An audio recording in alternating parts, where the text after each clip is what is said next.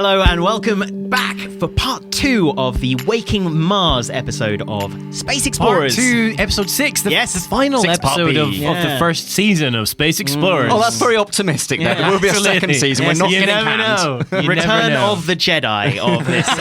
And today's Jedi is Professor Lewis Dartnell of University of Westminster. Hello again. Yes, welcome back. We have all of the questions for Lewis. Yes. Because we wanted to field them to you from us, the layman. And when I say us, I mean the You greater guys. people. The people of the the greater universe. us. Facebooks and the Twitters and the internet. Yes, those Yes. guys. Curiosity. Those guys. Mr. and Mrs. Internet have sent us in a bunch of questions, and we're going to field them directly at Lewis because, frankly, I don't know the answers. First question. Roberto Ledesma says or asks, what is life? That's it. That's the question. That's as much 3 as he's giving words. us. What It's quite profound, is isn't it? life? To be clear, What is the point? We did Well, ask for questions about, life beyond Earth Astrobiology and and Mars. astrobiology. And he's gone right to the ExoMars. foundation of, what is it then? Yeah. Well, it's an adventure. Is it? I mean, it is a really interesting question. And I guess to a certain extent, we kind of know life when we see it on Earth. It's kind of obvious. Yes. It's a tree or a giraffe or a squiggly green thing in droplet pond water or something. So you don't need to define what you're looking for in life. There's because also, it's of course, kind of the obvious. 3 main types of life. Trees, giraffes, and squiggly 3 things. most important ones. Things that are thin, but very tall. and also very little. Yes. The little Yes, things. But I guess if you're trying to define what life is in terms of astrobiology and the thing we're looking for, life contains three different things. It has 3 different functions. And it needs to have information. You need to have some kind of self-description or operating manual or kind of blueprint, and we use DNA for that.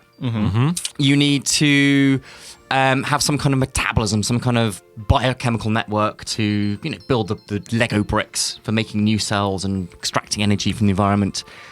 And you need a membrane. You need a kind of a bag or a sack around your cell to hold everything together. Really is beautiful.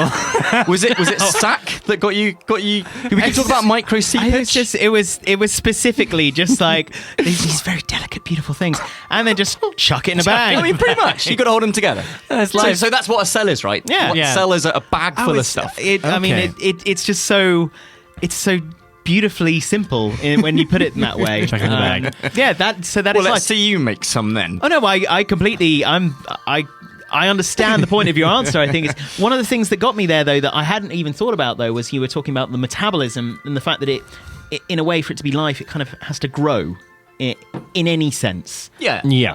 I never really gave it that part. Either You needs need to grow, you need to reproduce, but to do all those things, you need to have the information that tells you how to make more things like you, and you need to get energy out in the environment. So if you're a plant or squiggly green thing dropped upon water, you photosynthesize, you absorb sunlight, energy from the sun, and kind of grow by that energy, and we eat stuff which is grown by the energy of the sun. Usually the green squiggly things. Or Delicious. giraffe. You like the algae? A giraffe in strain particular. strain it between your teeth. Just lick it off rocks. Yeah. Where's Seb? Yeah. Oh, he's feeding. Yeah.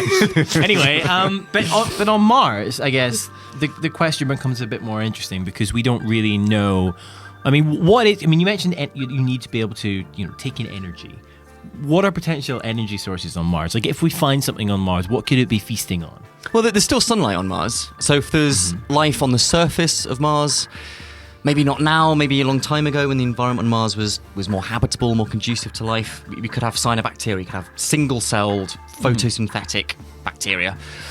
But probably most life on Mars, certainly today, would be what's called chemoautotrophic. It doesn't grow by the energy of sunlight, it grows by kind of reacting things you can get out of rock. So just to be clear, at this point, we don't know if there's life on Mars, right? Yeah. But would you just say the general consensus is, where is it swinging in the needle? Is it closer to likely rather than unlikely at this point? Or do scientists not even want to pretend there's a needle until they find So I guess clearly I'm betting my own career on there being a good chance Okay. of life on So Mars. you might 'cause say you're a that's tad what I've biased. chosen to do. Right, okay. So I'm clearly unbiased. You ask anyone, what's the point of your career? And you go, well, I don't know. Something so mean.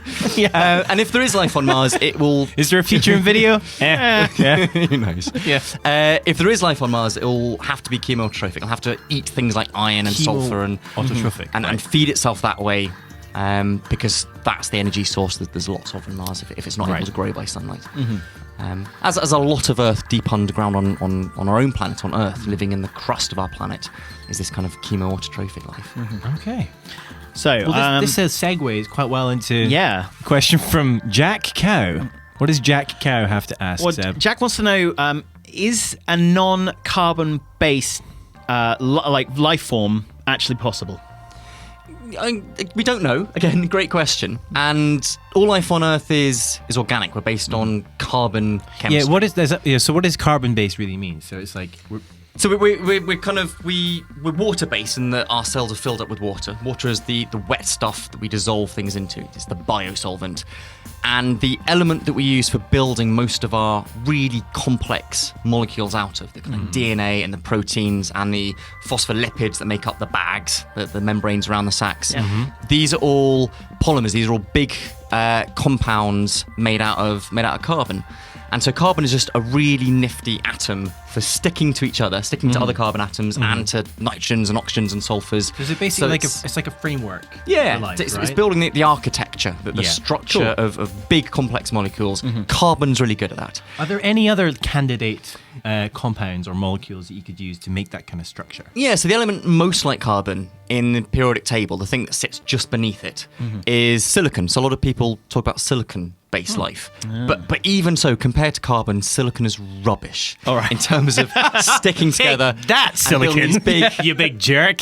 Also, thanks for running my computer and various other Well, things. now that if you do find silicon-based life, they'll come in after you. Absolutely. You've got to be careful what these dishes you're tossing around. Hey, you are the one who threw out the fighting words. So And I think the other thing to kind of point out here and pick up on is that when we look in the rocks that we find from outer space, these kind of meteorites, some of them are absolutely stuff-packed. They're soaked with organic chemistry, with carbon-based chemistry. We find that the components of life in outer space, so amino acids and fatty acids and the components of DNA. So the same kind of ingredients that we have for life here on Earth, we find that out there in the the solar basic system. Lego bricks that you need to put together in particular ways to build a cell, to build life, we do find in outer space. But there's a huge difference in complexity from the building blocks to a complete cell. And I guess because usually nature goes down the path of least resistance, it's likely that if those ingredients exist, that is what any potential life would use, rather than evolving to use something like silicon, because why would you? Exactly. When so the carbon, better, delicious carbon is right there. Yeah, carbon is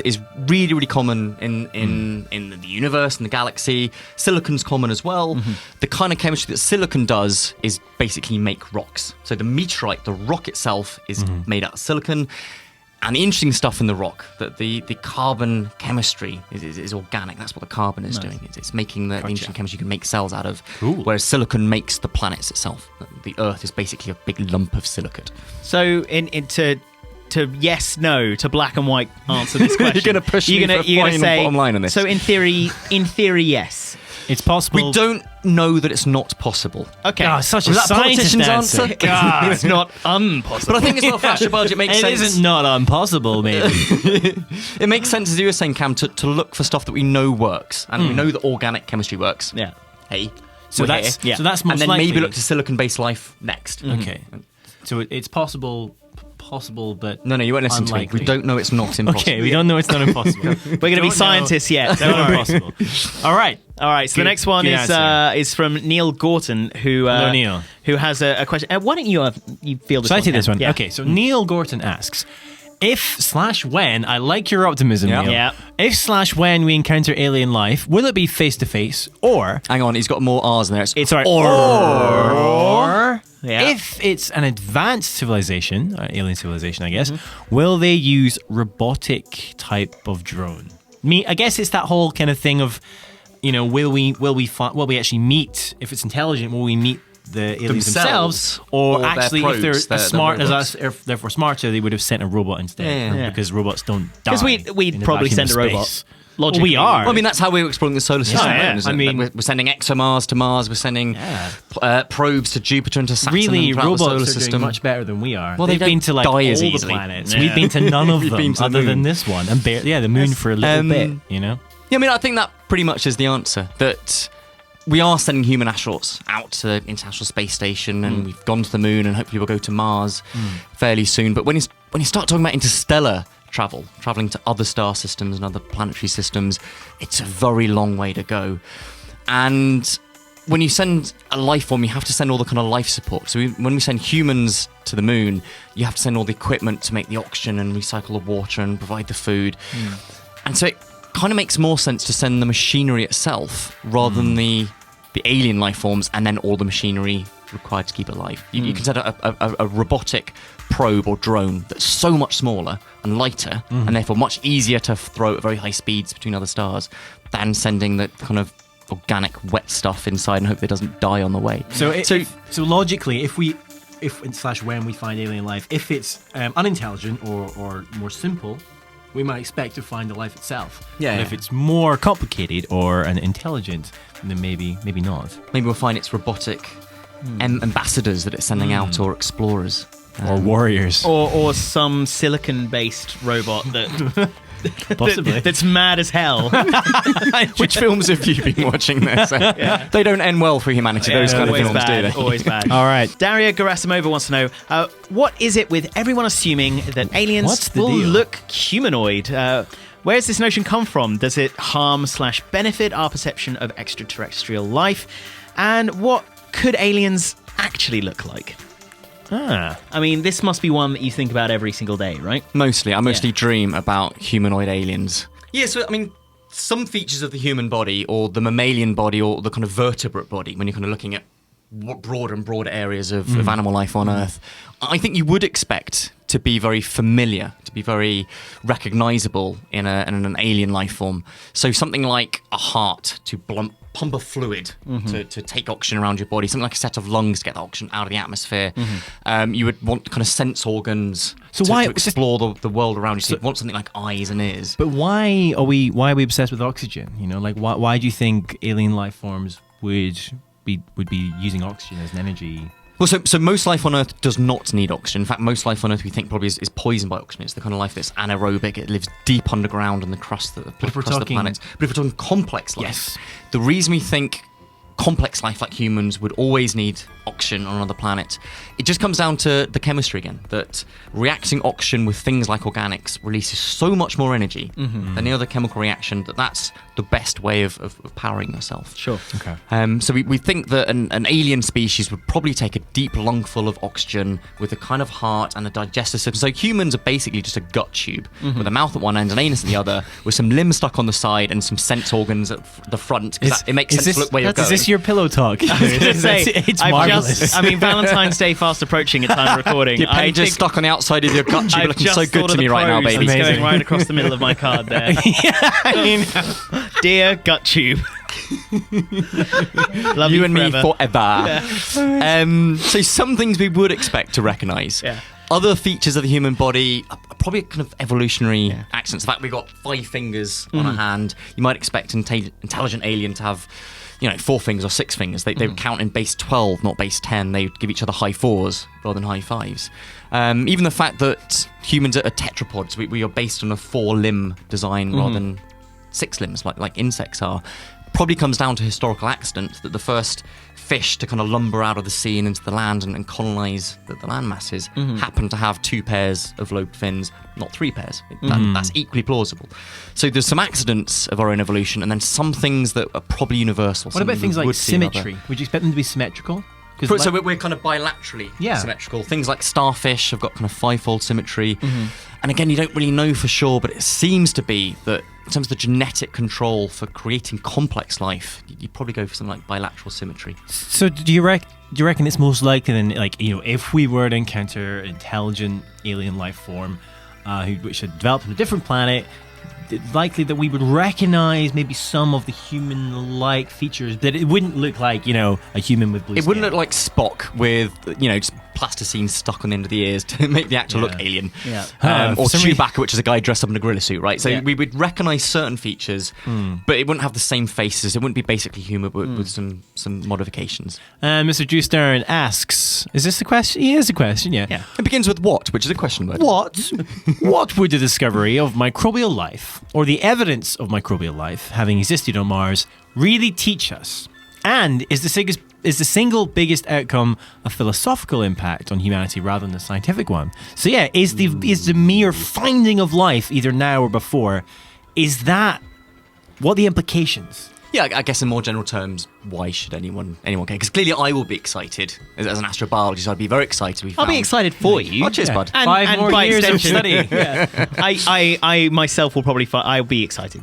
Oh, I mean, in all seriousness, it would be the biggest thing to ever happen. Even if it's only boring single-cell bacteria on Mars that have been dead for 2 billion years. That's why I'm always quite amused when some people ask you, "Have we found life on Mars?" I'm like, "Oh, you would remember. You would know. This would be the biggest story that's ever happened." Yeah, I think so. I'd like to think so. Yeah. I'd like to think that what I do is in some ways important if we do Well, find I'm like these that biosignatures on Mars. We've got you now in the pre-glory days. But I think you're right. If we do find life on Mars, we know that we are not alone, even if it is single-cell bacteria. And that starts giving some idea of the probability of finding it in other planets across the entire galaxy. And therefore, maybe something's more exciting, more complex. So do you reckon, like, I'm gonna go ahead and say when we find microcellular, like single-cell life on Mars, do you think there'll then be huge discussions, arguments in the scientific community about whether that is truly originated on Mars or if we've actually brought it with us during those tests? And kind of contaminated Mars with their own rovers. Basically, I'm asking, are we going to get that conclusive moment of yes, or is it going to be a bit like, well, like with the... I think, to be honest, it'll be kind of baby steps. Let's say that ExoMars does find biosignatures on Mars. It's likely to be subtle. We'll know there's kind of interesting organic chemistry there. We might find kind of organic chemistry and biosignatures with the Raman instrument that I'm working on.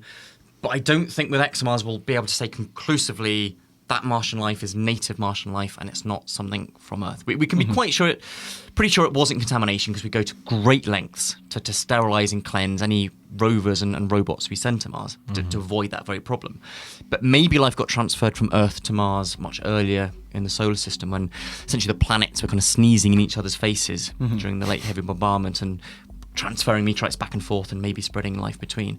So from my point of view, the most exciting thing after finding life on Mars would find life that's still kind of alive. It's still a cell that's not degraded, and we can kind of peer under the bonnet of that life, if you like, see how it works and see if it uses DNA in the same sense that we do, so it uses the same kind of proteins as we do, or if it's alien in a truly fundamental sense. It is a very different kind of life to what we are, because then we would know it's independent. The life has started on 2 neighbouring planets, completely separate genesis. What do you think the knock-on effects might be for just society as a whole, that when that knowledge sinks in for a while? I think that's what Drew wants. This is kind of what he's getting Yeah. at. So I think, so people describe this as like a Copernican revolution. We knew that the Earth wasn't flat. We then realised that the Earth isn't the centre of the solar system or the universe, but the Sun is the centre of the solar system, and the Earth orbits the Sun, but rather than vice versa. We've now discovered over 3,500 planets orbiting other suns in our galaxy. So each new discovery has kind of knocked us down a peg, as it were. We're just not all that special. Great. And that last bastion is, well, as far as we know, we are the only living world in the entire universe. Until we find life on Mars or on other This planets. is pretty much like that moment when you grow up great demotion. and you realise that you're not special and we're all the same. Yeah. We're having that moment. That This is you going to be don't- mom telling you, you're I'm not not really special special. anymore. You don't all live in the Truman Show, like Yeah. you think. Exactly. So I think that will be the ultimate Yeah. philosophical ramification. We'll know that we're not alone, there's other stuff out there, but also, therefore, we're not that special. All right, we've got one Speaking of last which, question. final question. Final The question. final question is actually pretty sensible, and Yeah. it's from Mr. Johnny Chiodini, and or is that pronounced Chardonnay? Chardonnay, I think. Chardonnay. Yeah. Sorry, Johnny Chardonnay. Yeah. Who says, "I'd like to know Lewis's take on Stephen Hawking's assertion that we shouldn't attempt to get in touch with other civilizations, as they might just plunder the Earth's resources and leave us to die." Yeah. Thanks, Johnny. It's cheerful. Best left alone? Question mark. Lewis. Yeah, I guess this kind of links into one of the early questions, doesn't it, about talking about finding bacterial life on Mars versus complex, intelligent life on other planets. I personally don't believe there is complex, intelligent life on other planets in our galaxy, at least not right now. That there's no evidence for it. We haven't Galaxy seen or anything. Universe? So the galaxy, we have to talk Okay. about the galaxy We or the have entire to. universe, Okay. because the universe is so big. There could be something a couple of galaxies over, and we would never know about it. Yeah. It would take so long. That's why I for believe even it. light to travel. There you go. So you don't even think this? No, but our galaxy is so huge. You don't think it's possible that this? I mean, it is intelligent quite life big, but it's elsewhere in also our galaxy? incredibly old. And when you start dealing with these big numbers, it stands to reason there's nothing special about our Earth. There's nothing special about our place in space. That's the kind of Copernican principle. But also there's nothing special about our moment in time. There's nothing special about now. So if life on Earth has just developed intelligent life this instant, it could have done it on another planet 10 million years ago, 100 million years ago. And 100 million years is an awfully long time. So it's all about to travel across the galaxy and colonize planets. And our sparks of life like sync up with another planet's kind of spark. Exactly. I see. Exactly that. Okay, well, that's cheating the idea a little bit, but I get where you're we going see for. no evidence for it, right? Okay, But sure. I just don't think, even if there was an alien civilization out there, they would come to the Earth to kind of take stuff from us like a big bully. Okay. And actually, if you want to read up more on this, I wrote a chapter in Jim Al-Khalili's new book called Unsurprisingly Aliens. And in that chapter, I was kind of playing through this thought experiment about why might aliens come to the Earth? What is there on the Earth that they might want to go through all that hassle and effort of traveling across interstellar space? And it's not to come and harvest humanity for food, for various interesting science reasons. They're not coming to suck up our oceans, because all these things, you can just get easier elsewhere. There's better sources of water in the galaxy, better sources of things you can eat in the galaxy. So maybe the reason that aliens would come to the Earth is for us, is it's kind of anthropologists or sociologists or people kind of studying the life that we have on Earth and humanity. But that in itself could be listen bad, to our right? music and look at our art and learn what we've learned. But could that not also be bad? Like, if we study other life forms, we often, we may think we treat them well, but we often take them away from the natural habitat. And Put things them in like zoos. That. Yeah, is that not Space also zoo. a negative potential from you say? I mean, it's nice to know that they, in your idea, they likely wouldn't come and plunder, but they may still. They may still take me. Yeah, but don't forget, By it's okay. taking me. And probe you inappropriately. If they knew enough about humanity, at least they'd take you and they'd bring you someone to mate with. So there's always That'd that be hot. consideration. Yeah, okay. If they're Good studying point. this video, They must be. This is all your of our request All of our message, is it? audience is stupidly handsome, so it's fine. we'll be It's fine. Okay, we Yeah. know this. We know this. No, I Anyway. don't think there's anything to be concerned of in terms of we shouldn't be keeping quiet and not trying to attract malicious So wait, intentions or attention. You're saying Stephen Hawking is wrong. Yeah, probably. I mean, Hawking. this and many It's other Hawking, isn't it? I said Hawking's. Whoops. Yeah, he's wrong. What you're saying. Yeah, on this aspect. On this particular I think thing. so. I don't think there's a great deal to be concerned about. If there is intelligent life out there, they already know about us and they've known about us for a long while. So any radio signals we sent out now aren't going to attract any undue attention, I don't think. Okay. Is it Rest the kind of assured. like the damage is done, Stephen? Yes. Too late, Stephen. That's like shouting shh at the end of a house party. It's too late, man. Or when you're sat next to someone in the theatre and they're kind of rustling with this crisp packet and you going shh is far louder than any noise they're ever making and is more irritating to everyone else. Stephen Hawking puts out a massive radio broadcast about how we need to shut up. Shut up! Shut up, world. Thanks, Stephen. There we go. Brilliant. So we managed to really, really tie that one up with a bow, I think. Beautiful- in terms beautiful of, bow. Taking a complex subject and Knocking putting a it nice down layman to sticker theatre on it. analogies. Yeah, exactly. Yeah. Well, thank you for those questions. They were really, really interesting. Yeah. Really, such a great mixture as well. Yeah, there was. and there was a lot of good thinking. Quite a philosophical bunch of Yes. questions we had Thank you, today. question so askers. Well done. You know who you are, and in fact, we all do. We know because who you are as well now. We said your names. Yes. Well done, Lewis. That is the end. That's the end of your Space career- Explorers. No, of Space Explorers. Yeah. Thank you so much for joining us on Thank you all for these having me. episodes. And It's thank you been- for watching us. I've legitimately learned a lot. Yes. Which is good. Thank you for Because joining us knowledge as is well power. on not just obviously this episode, but across all of them. And obviously a big thank you to the UK Space Agency for allowing us to even do this project because it was something that we thought was cool, and they made it happen. And they agreed So, with us. Yes, And funded it. So that's really Yes. cool.